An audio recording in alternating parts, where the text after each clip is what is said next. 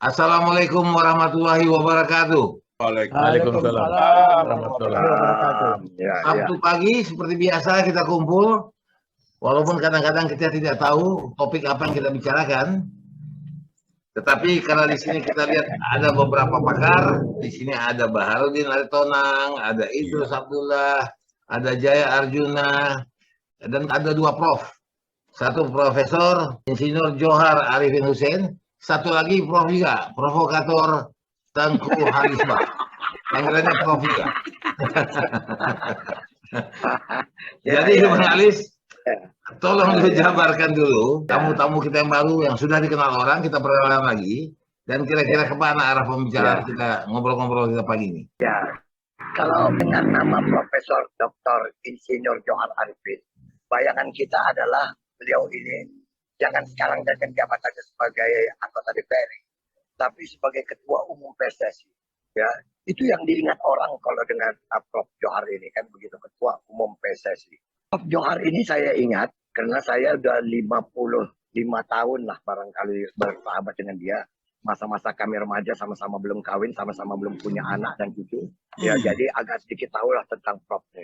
Dia itu adalah orang yang bergerak langsung di bidang olahraga. Beliau adalah pemain bola dulunya yang di tingkat gelandang ya. Gelandang bertahan dia waktu itu. Pada saat itu zaman-zaman di atas Sumardi, di atas siapa lagi waktu PSMS. Kemudian sempat masuk ke PSSI Junior ya, kalau tidak salah. Dan terakhir, karena dia punya badan yang lebih bagus, jadi dia profesor. Jadi lagi dia pemain bola yang apa kan begitu ya. Rupanya dia melanjutkan sekolahnya. Nah kalau bicara tentang Prof itulah dia Johar Arifin tuh. Tentu kita terkenang tentang masalah olahraga. Karena bicara sama Prof. Johar ini pasti bicara tentang olahraga yang lebih enak. Prof. Johar ini kalau kita bicara tentang bola, ini adalah orang yang tepat ya. Karena beliau selain itu Ketua PSSI, dulu dia adalah ini Ketua antara Uni Emirat ya, Emirat Arab ya. Kalau tidak salah nanti barangkali lebih jelas nanti dari Prof. apa. Hanya saya ingin tahu kenapa permainan sepak bola kita di Indonesia ini dibandingkan dengan orang luar sana ya, khususnya bola ya. Konon katanya pemain bola kita ini hanya sanggup sampai batas main ball. Kalau orang lain itu semua ada main bola. Ya. Badan itu badan itu ya. Itu udah pas sama-sama lah, sama-sama pemain Eropa, sama-sama Amerika Latin sama.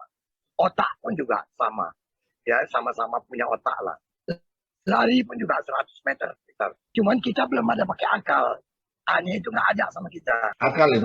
Akal yang nggak ada barangkali ya masih kurang. Tapi itu pun barangkali kita minta penjelasan daripada Prof. Johar dulu. Baik, terima kasih para sahabat semua. Ini luar biasa nih acara ini. Terlambat saya mendaftar. Mestinya berbulan lalu.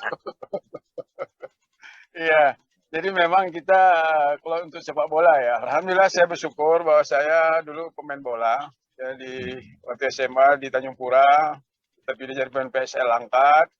Kemudian pindah ke Medan karena masuk USU, masuk klub Medan Putra, terpilih jadi pemain PSMS Medan. Dan itu ya selesai kuliah. Macam-macam lah, jadi pelatih, jadi wasit nasional, internasional, ya, alhamdulillah. Nah, memang dikatakan tadi Indonesia termasuk negara paling populer sepak bola. Jadi kalau tingkat penonton di dunia itu ranking 4 paling banyak penonton. Dan juga penggemar sepak bola itu Indonesia luar biasa banyaknya. Kalau kita lihat bahwa umur 8 itu mulai sepak bola sampai umur 14 itu masa emas pembentukan watak pemain bola. Indonesia jutaan banyak, puluhan juta. Tapi sayangnya mereka tidak mendapatkan ilmu yang benar bagaimana cara bermain bola. Bagaimana berlari yang benar, melompat yang benar, menendang, semuanya benar-benar itu tidak didapatkan. Sehingga umur mereka lewat begitu saja. Nah, tapi di negara-negara yang maju, anak-anaknya walaupun sedikit, tapi mendapatkan ilmu yang benar. Jadi mereka bisa berkembang. Kalau ada kompetisi atau turnamen, usia muda, anak Indonesia itu masih bisa berbicara. Bisa ke final, bisa masuk 4 besar tingkat dunia. Umur 10, umur 12. Tapi begitu nanti menanjak dewasa, kita ditinggal pergi. Nah, karena tadi itu, Nah, oleh karena itulah Allah kasih kesempatan saya ketua PSSI ini saya benahi. Nah, semua sport science harus masuk. Kita selama ini alami. Pelatih-pelatih kita nggak ngerti itu tentang gizi, tentang kemampuan paru-paru menghirup oksigen. Mereka tidak hitung itu. Nah, itu kita semua sport science. Jadi untuk awalnya kita ambil pemandu-pemandu bakat dari seluruh provinsi, satu orang satu. Jadi 34 provinsi kita kumpulkan di Malang. Mereka 7 hari. Kita panggil ahli cara memilih pemain itu dari Jerman, orang Jerman. Bagaimana cara memilih pemain ini selama ini nggak pernah tahu kita. Bek kanan apa saja dinilai, bek kiri apa saja yang dinilai, penjaga gawang apa saja, semua posisi masing-masing ada. Skornya pun ada berapa-berapa, tidak sembarangan terus skor. Jadi memang betul-betul semua terukur. Nah, tak bisa lihat Pak Jor, wah bagus sekali nih anak biji, aku jamin bagus, nggak bisa lagi macam-macam itu, ya. Mesti dia ikut tes dengan penilaian ini. Nah, yang baik-baik, nah kita minta, jadi itu mereka selesai kita pulangkan ke daerah, mereka tolong laporkan.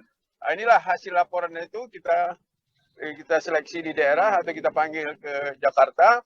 Maka itulah kita dapatnya tim U19.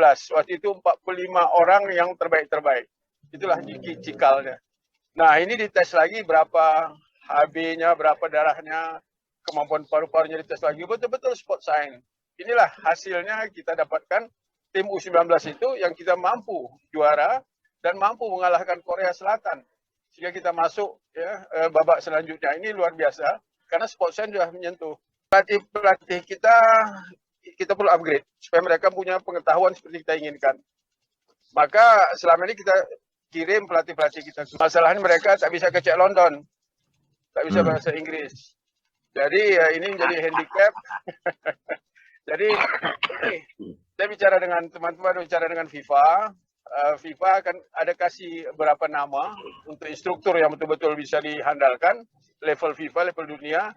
Ada satu nama orang India, warga Malaysia, ini pasti bisa cakap Melayu.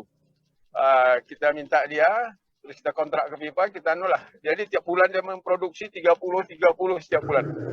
Jadi selama kita PSSI itu terproduksi lah. Terus kita harapkan ini minimal nanti setiap kecamatan ada satu minimal. Ya, tapi sayangnya begitu saya tidak lagi ketua PSSI setelah 4 tahun, yang ganti lagi tak paham, dipulangkannya ini instruktur. Ya, sayang sekali. Jadi ya terhambatlah kita. Jadi sistem yang U16 itu pun, U19 yang kita ada bentuk secara sport science itu pun terputus. Nah, begitu saya ketua PSSI, saya terus kontak dengan FIFA, bicara dengan mereka. Alhamdulillah mereka mau merubah Indonesia. Indonesia sudah tak dipandang ini oleh FIFA. Ya, pada saat itu bantuan tidak pernah ada. Tim-tim Eropa pergi ke Bangkok, pergi ke Singapura, pergi ke Kuala Lumpur kalau mereka libur. Ya, tur Asianya itu Jakarta mereka tutup, tidak mau. Nah, jadi ada waktu Kongres FIFA di Budapest, Hongaria, saya cari si Michael Platini, Presiden Eropa. Saya kenalkan Indonesia, oh Indonesia. Terus dia minta kartu saya, terus diundangnya Piala Eropa di Polandia, saya dikasihnya tiket, semua di servis, kita makan malam beliau sama saya, bicarakanlah itu. Nah, alhamdulillah datanglah tim-tim waktu itu, ya. Tim-tim dari Eropa, Chelsea, kemudian datang Liverpool, Arsenal, kemudian datang timnas Belanda, kemudian Inter Milan, banyak sekali. Ya, mereka melihat Indonesia adalah second home bagi mereka, dan mereka akan berjanji, Mr. Presiden katakan saya, setiap tahun kami libur akan kemari. Karena melihat penonton kita luar biasa, menyanyikan lagu mereka, luar biasa. Semangatnya di Senayan itu penuh. Tapi begitu saya nggak ke PSSI, mereka nggak mau datang lagi. Itu saya serius mengurus bola, sampai saya dilantik oleh FIFA di Zurich jadi pengurus urusan tim bagian Piala Dunia U20. Nah, saya panitia pengurus di FIFA. Mungkin orang Indonesia pertama, mungkin Indonesia pertama duduk di FIFA itu. Jadi setahun bisa berapa kali ke Zurich untuk rapat dan segala macam. Luar biasa penghargaan FIFA pada saat itu. Dan waktu Piala Dunia U20 di New Zealand tahun 2015, malah saya dikasih kesempatan mewakili Presiden FIFA untuk acara pembukaan. Dan saya duduklah berdampingan dengan Perdana Menteri New Zealand. ya duduk kita ngobrol-ngobrol, ya orang kampung dari Langkat bisa duduk dengan Perdana Menteri di jalan, ini suatu hal yang luar biasa. Penghargaan FIFA banyak sebenarnya kita bisa manfaatkan. Saya sudah juga berjanji bicara dengan tokoh-tokoh FIFA. Indonesia belum pernah kalian bantu, saya bilang ya memang karena Indonesia masuk grup yang belum memenuhi syarat untuk dibantu karena masalah kelakuan. Jadi tapi dengan pendekatan kita mereka sudah silakan Presiden usulkan, kata pengurus di FIFA. Di mana Anda mau bikin? Saya bilang ya sekitar Jakarta. Oh, di mana? Kata kata mereka sambil ketawa. Kampung Anda di mana?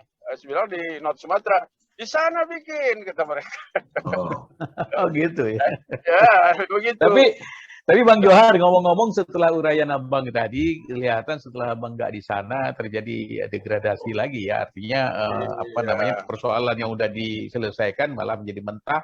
Nah, secara moral tanggung jawab Abang sekarang sebagai mantan PSSI, Ketua Umum PSSI itu, atau termasuklah komunitas pemain bola lah paling tidak tanda kutip ya. Sejauh mana Bang? Apakah Abang diam saja melihat ini atau ada usaha-usaha yang sudah pernah dilakukan? Ya, saya berusaha terus ikut ya, ikut. Tapi nampaknya kan kebiasaan orang kita, kalau ada orang lama seolah-olah kita nanti belajar sama dia, kan tak mau. Kan biasa kita merasa paling pintar kita kan. Tak boleh ada orang lain gitu. Saya menyiapkan waktu. Padahal saya kan otomatis ketua kehormatan. Siapa mantan PSSI bisa menyelesaikan waktu periodenya itu penuh 4 tahun. Itu peraturan FIFA-nya adalah ketua kehormatan, ya, honorary presiden. Saya ketua kehormatan, tapi belum pernah mereka manfaatkan. Kadang-kadang saya yang telepon mereka, apa masalah? Oh Pak, makasih perhatian. Nah, gitu aja. Jadi kita nggak minta diundang. Ya, kalau bisa kita diundang lah ngobrol di kantornya itu. Ya, jadi kita ngapain datang kalau kita tak suka. Karena sekarang memprihatinkan juga Bang, kita lihat kan, apalagi dengan ranking ya, kita bicara olahraga secara umum lah ya, bukan hanya bola. Kita itu di PON kemarin itu sampai ke peringkat 13 itu kan menyedihkan juga gitu loh. Kira-kira ya ini juga tanggung jawab kita sebagai orang Medan ini Bang. Ya memang Sumatera Utara memang kita ekstra lah ya, ekstra perhatian. Kita tanah banyak, tapi tak bisa dimanfaatkan untuk olahraga. Partisipasi masyarakat terhadap olahraga ini kan masih kecil. Tidak sampai 30% masyarakat kita yang senang olahraga.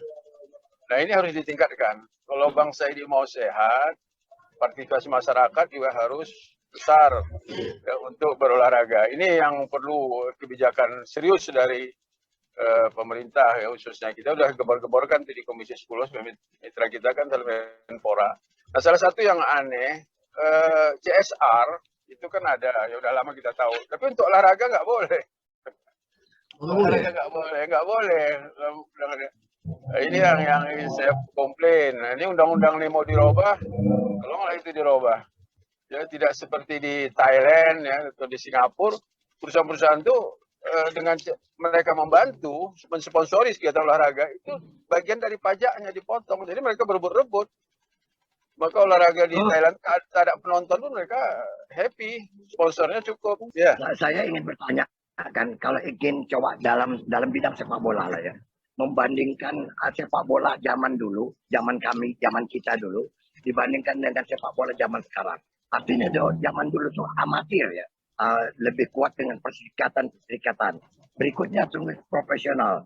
Begitu di profesional nih, bukan malah yang makin hebat ya. Bisa Prof bikin apa yang kelebihan dan kekurangan dengan profesional ini di bidang olahraga nih, Bu? Ya, jadi di profesional ini semua klub harus punya PT, ya, punya akte pendirian perusahaan terdaftar. Kalau di amatir nggak ada ini, nggak ada perlu dinotaris. Ya, tapi kan jadi penyakit nih, tuh. Selama dengan ada profesional, para pemain itu kan sudah ngitungin duitnya aja kan gitu. Tidak lagi kesadaran kan itu yang apa? Kebangsaannya itu sudah berkurang. Jadi hanya siapa yang bayar. Terlampau cepat mengikuti gaya Eropa, gaya Barat. Sana tuh memang dari dulunya memang ya profesional. Ya. Walaupun ada klub amatirnya itu hanya sekedar anak-anak pemula. Nah kita yang sudah terbiasa besar dengan amatir, tahu-tahu pindah ke profesional. Sedangkan kita belum siap. Salah satu contoh peraturan dari FC FIFA jika mau ikut klub harus ada badan usaha, ya, PT ya, ataupun CP segala macam lah. Nah, apabila mereka punya badan hukum, otomatis tidak boleh menerima anggaran pemerintah, APBD, APBN. Mana boleh. Nah, inilah hancurnya, di sinilah hancurnya. Selama ini PSMS ya atau PSKB, PSL Langkat terima dari Pemdanya, dari Pemko Medan kan besar sekali dulu dananya untuk PSMS. Nah, sekarang tidak boleh, sepeser pun tak boleh karena sudah badan usaha. Nah, ini yang menghancurkan. Tanpa kita mau heboh-heboh menjadi ikut proporsional, tapi bawahnya kita tak siap. Maunya jangan dulu, amatir aja dulu pertahankan. Ya. Jadi PSMS ada yang amatir, satu lagi bikin tahapan namanya ya, PT PSMS ini yang urusan untuk profesional. Jadi jangan seluruhnya ke profesional. Sekarang tenggelam. Nah, klub-klub kita banyak ada Bintang Utara, Medan Putra, ya, Sinar Medan, Alwatan, habis punah itu. Tak ada lagi. Jadi kita nggak punya kompetisi, pemain kita nggak punya ajang tempat. Sehingga banyak anak-anak kita tidak bisa berkembang.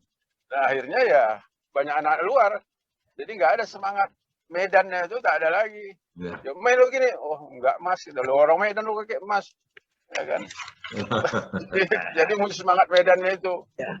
Nah, kita dulu kan sampai dilatih berkelahi, bertumbuk pun diajari di PSMS dulu. Ya. Untuk semangatnya kan, supaya kalau jangan dikeroyok kita bisa punya kekuatan bagaimana caranya mengelak, cara mana lari ke sudut, tiang sudut ambil tiang bendera supaya jangan memukuli.